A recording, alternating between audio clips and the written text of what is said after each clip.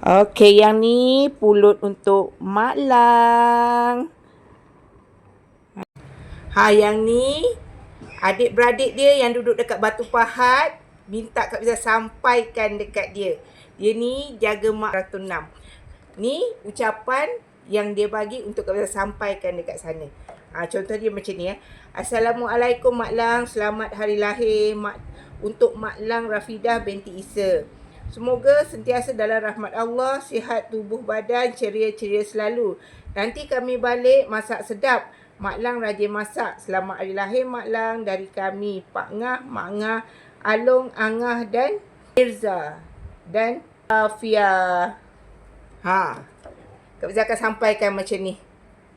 Best kan? Siapa warga Felda Kratung yang duduk kat luar nak Kak Fiza sampaikan pada keluarga dia orang, pada mak ayah dia orang, okey, boleh PM Kak Fiza.